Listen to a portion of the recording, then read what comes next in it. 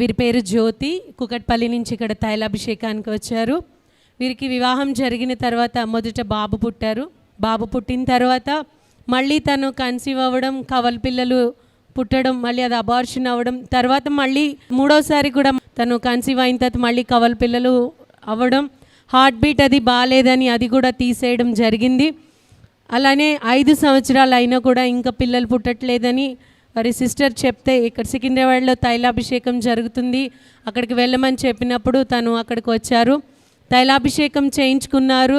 7 వారాలు రావాలని తీర్మానం తీసుకుని వారు వస్తూ ఉండగా 3వ వారంలోనే దేవుడు అద్భుత రీతిగా కార్యం చేసి తను కన్సీవ్ అవ్వడానికి దేవుడు కృప చూపించారు. తర్వాత కూడా దైవజనులను అడిగారు, ఫస్ట్ నాకు బాబు పుట్టాడండి, ఇప్పుడు నాకు పాప కావాలని అడిగినప్పుడు దైవజనులు నీకు ఈసారి పాపే పుడుతుందని ఆశీర్వదించి పంపించారు.